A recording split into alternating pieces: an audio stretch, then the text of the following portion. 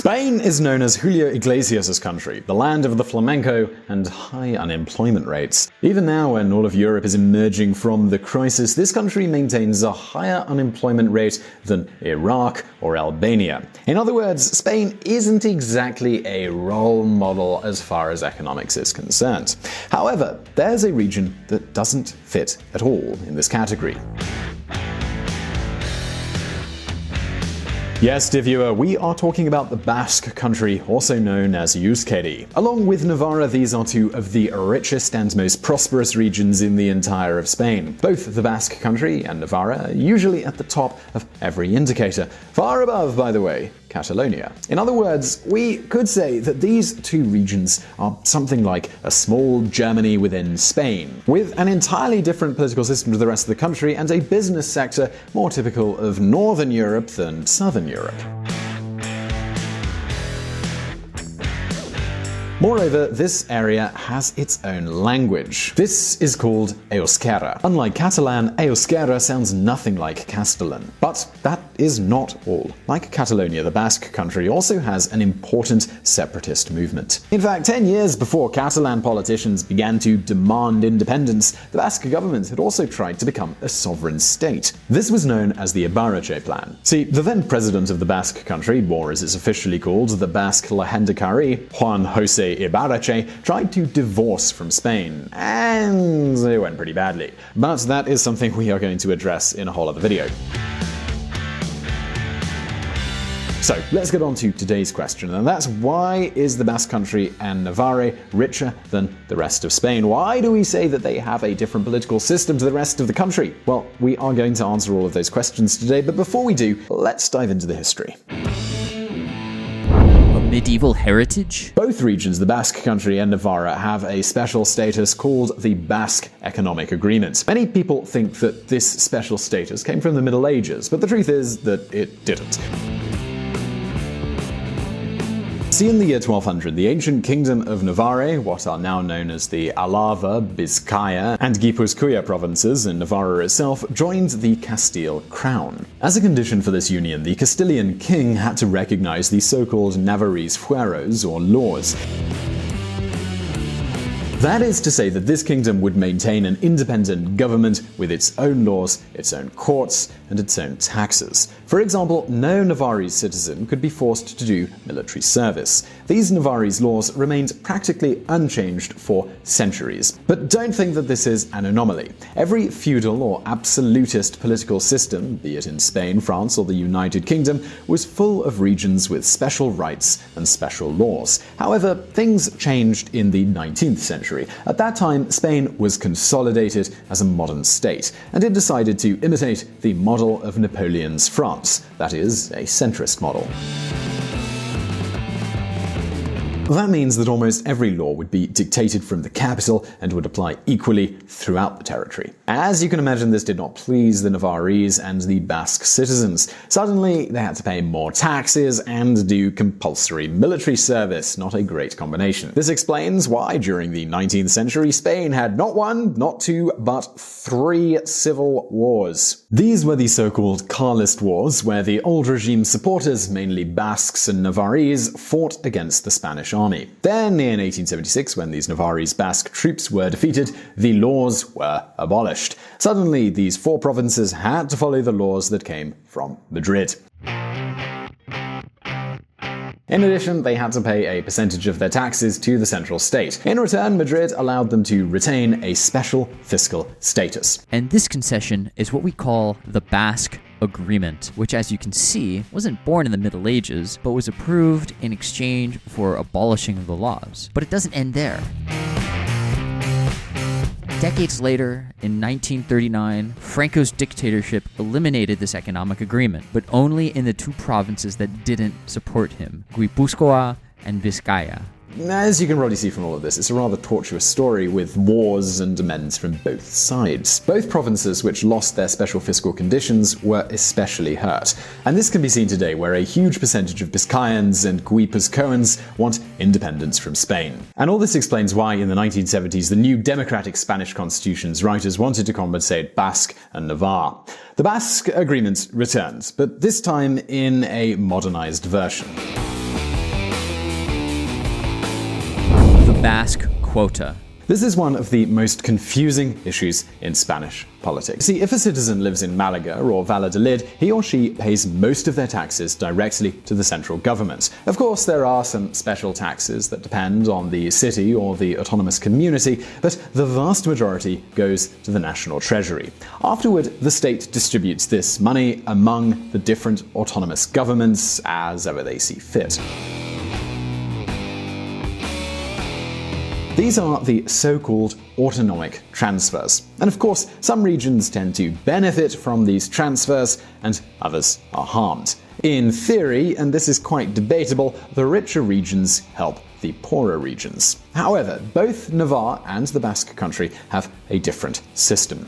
In this case, the provincial governments collect almost all of the taxes. And notice here that I said provincial. This means that if a citizen lives, for example, in Bilbao, they do not pay taxes to the Basque government, but to the Vizcaya Provincial Council. And this provincial government has the autonomy to do things like this.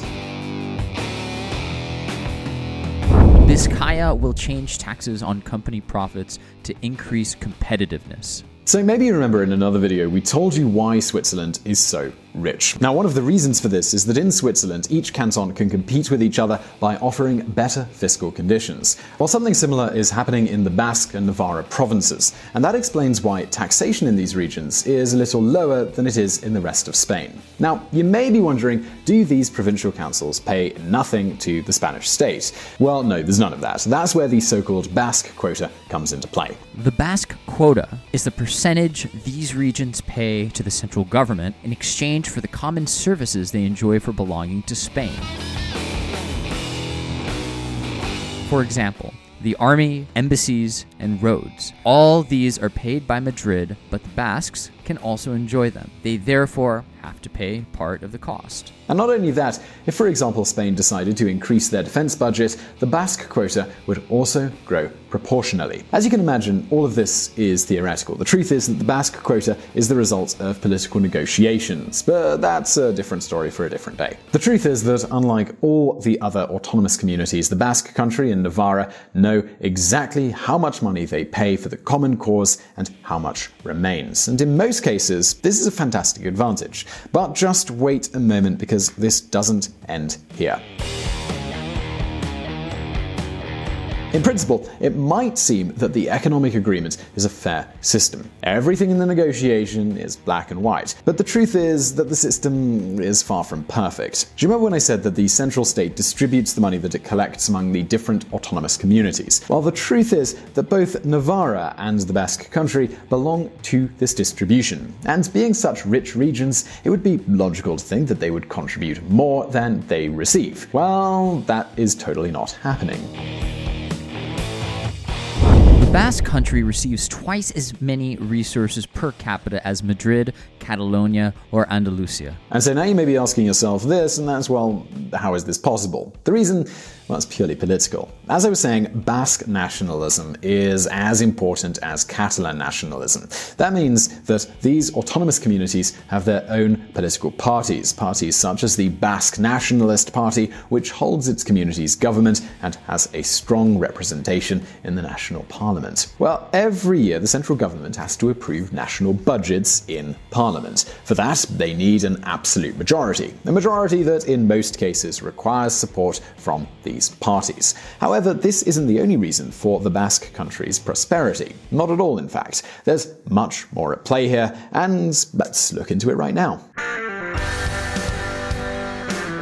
The Germany of Spain. Have you heard of a company called Orkly? Well, if you have a gas stove, you might own some of their products. It's the world leader in manufacturing systems for preventing accidents and gas leaks. And their headquarters are in Ordizia, a town in the Gipuzkoa province. The same goes for JMA. If you have an armored door in your house, it's highly likely that both the lock and the keys have been manufactured by this company, which is located in Mondragon. This is a small Basque town.